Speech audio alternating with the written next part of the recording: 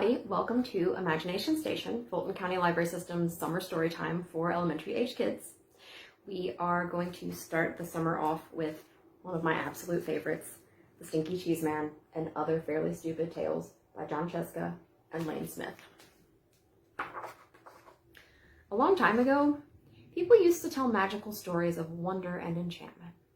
Those stories were called fairy tales. The stories are not in this book. The stories in this book are almost fairy tales. Not quite. Stories in this book are fairly stupid tales.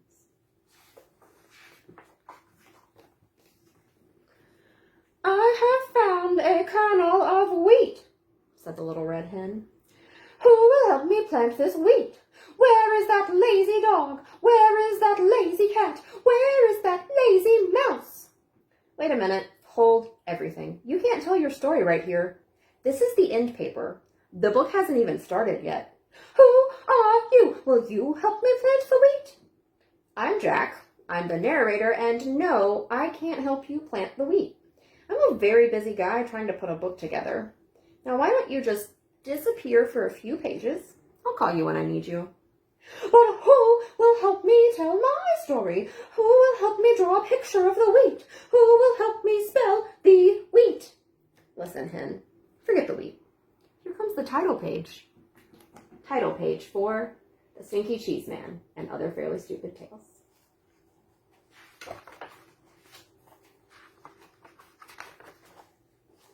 The Princess and the Bowling Ball. Once upon a time, there was a prince. And the prince's dad and mom, the king and queen, somehow got it into their royal heads that no princess would be good enough for their boy unless she could feel a pea through 100 mattresses. So it should come as no surprise that the prince had a very hard time finding a princess. Every time he met a nice girl, his mom and dad would pile 100 mattresses on top of a pea and then invite her to sleep over. When the princess came down for breakfast, the queen would ask, "How did you sleep, dear?" The princess would politely say, "Fine, thank you." And the king would show her the door. Now, this went on for 3 years, and of course, nobody ever felt the pea under 100 mattresses. Then one day, the prince met the girl of his dreams. He decided he better do something about it. That night, before the princess went to bed, the prince slipped his bowling ball under the 100 mattresses. When the princess came down for breakfast the next morning, the queen asked, "How did you sleep, dear?" "This might sound odd," said the princess, "but I think you need another mattress. I felt like I was sleeping on a lump as big as a bowling ball." The king and queen were satisfied. The prince and princess were married. And everyone lived happily, though maybe not completely honestly, ever after. The end. It looks like he might have tried some other things before he got to the bowling ball. Well, he's got a baseball and an orange. I'm not sure I'd even be able to feel a bowling ball through 100 mattresses. The Really Ugly Duckling. Once upon a time, there was a mother duck and a father duck who had 7 baby ducklings. 6 of them were regular-looking ducklings. The 7th was a really ugly duckling. Everyone used to say, "What a nice-looking bunch of ducklings." All except that one. Boy, he's really ugly. The really ugly duckling heard these people, but he didn't care. He knew that one day he would probably grow up to be a swan and be bigger and better than anything in the pond. Well, as it turned out, he was just a really ugly duckling, and he grew up to be just a really ugly duck. The end. Little Red Running Shorts. "Okay, I've got things running smoothly now," said Jack the narrator. "And this next story is even better than the first 2. See, it's about this girl who runs very fast and always wears red running shorts. That's where her name comes from, get it? So anyway, this girl is running to her granny's house when she meets a wolf. He tricks her into taking the long way while he takes the shortcut. Now, this is the good part, because Red runs so fast that she beats the wolf to Granny's house. He knocks on the door, and Red answers it. And guess what she says? "My, what slow feet you have." And that's it. The end. Is that great or what? So sit back, relax, and enjoy Little Red Running Shorts. And now, like I already said, Little Red Running Shorts. You just told the whole story, says Little Red Running Shorts. We're not going to tell it again. You can't say that, says Jack. You have to start with once upon a time. No way, says the wolf. You blew it. But you guys are next. Look at the title at the top of the page. Little Red Running Shorts. That's you. Let's go, wolf. We're out of here. Wait, you can't do this. Your story is supposed to be 3 pages long. What do I do when we turn the page? I planted the wheat, I watered the wheat, I harvested the wheat. Now do I get to tell my story? Said the little red hen. Say, what's going on here? Why is that page blank? Is that my page? Where is that lazy dog? Where is that lazy cat? Where is that lazy mouse? How do they expect me to tell the whole story by myself? Where is that lazy narrator? Where is that lazy illustrator? Where is that lazy author? Jack's being problem. Forget that, hen. Now it's time for the best story in the whole book. My story. Because once upon a time, I traded our last cow for 3 magic beans. And, hey, Giant, what are you doing down here? You're wrecking my whole story. I don't like that story, said the giant. You always trick me. That's the best part, said Jack. Fee, fi, fum, forry, I have made my own story. Great rhyme, Giant. And I'm sure your story is just as good, but there's no room for it. So why don't you climb back up the beanstalk? I'll be up in a few minutes to steal your gold and your singing harp. I'll grind your bones to make my bread. I knew you'd understand. And there's another little thing that's been bugging me. Could you please stop talking in uppercase letters? It really messes up the page. I will read my story now, said the giant. And he did. Giant story.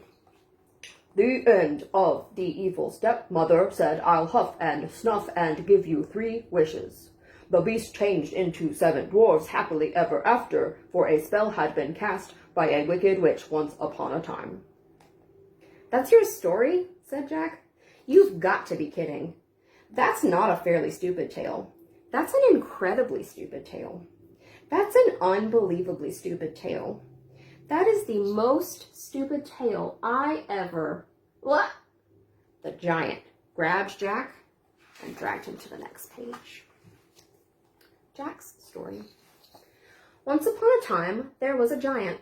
The giant squeezed Jack and said, Tell me a better story, or I will grind your bones to make my bread. And when your story is finished, I will grind your bones to make my bread anyway. Ho, ho, ho. The giant laughed an ugly laugh. Jack thought, He'll kill me if I do. He'll kill me if I don't. There's only one way to get out of this. Jack cleared his throat and then began his story.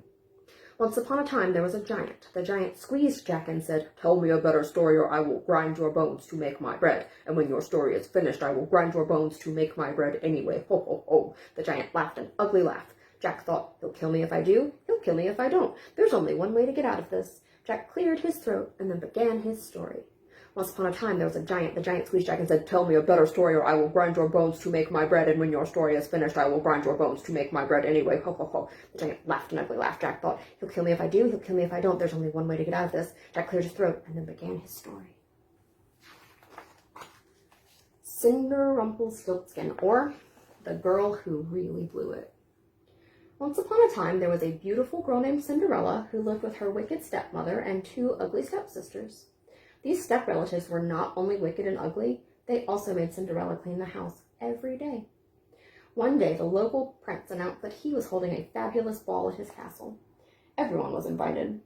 The stepmother and stepsisters got all dressed up to go. But as usual, they made Cinderella clean the house, so she didn't have time to get ready.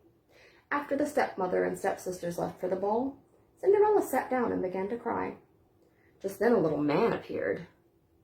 Please don't cry, he said. I can help you spin straw into gold. I don't think that will do me much good, said Cinderella. I need a fancy dress, glass slippers, and a coach. Would you like to try to guess my name? Said the clever little man. Cinderella looked at him. No, not really. Come on, do you think it's Chester? If you don't have a dress, it doesn't really matter. Oh, just guess a name, any name. I'm not supposed to talk to strangers, said Cinderella. Then she closed the door and left the little man standing outside, screaming, Rumpelstiltskin, Rumpelstiltskin, Rumpelstiltskin. When the stepmother and stepsisters got home from the ball, Cinderella told them about the strange little man. They still made her clean the house. And meaner still, they changed her name to Cinderumpelstiltskin. The end. It looks like Jack's strategy might be working. That giant's looking pretty sleepy.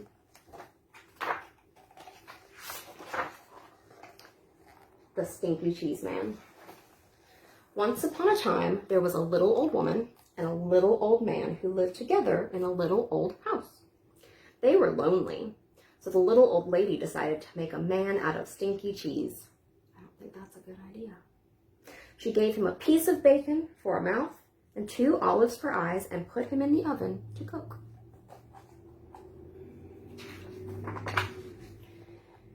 When she opened the oven to see if it was done, the smell knocked her back. Phew! What is that terrible smell? She cried. The Stinky Cheese Man hopped out of the oven and ran out the door, calling, Run, run, run as fast as you can. You can't catch me. I'm the Stinky Cheese Man.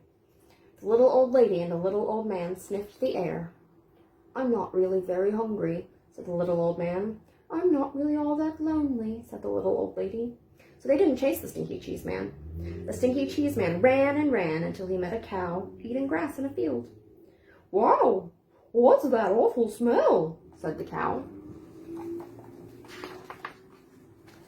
The Stinky Cheese Man said, I've run away from a little old lady and a little old man, and I can run away from you too. I can. Run, run, run as fast as you can. You can't catch me. I'm the Stinky Cheese Man.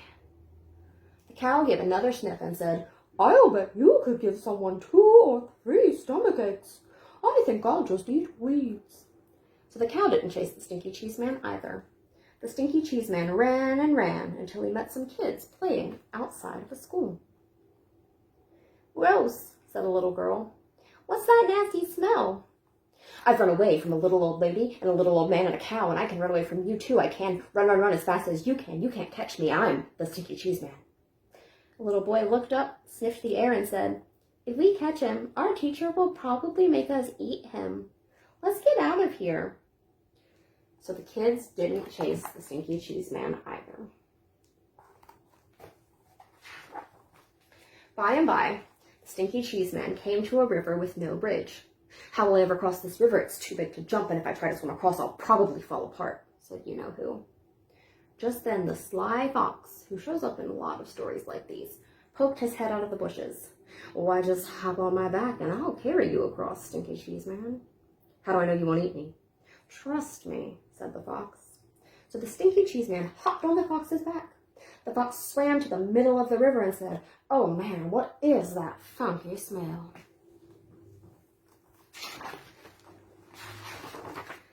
The fox coughed, gagged, and sneezed, and the Stinky Cheese Man flew off his back and into the river, where he fell apart. The end. Shh. Be very quiet. I moved the end paper up here so the giant would think the book is over. The big lug is finally asleep.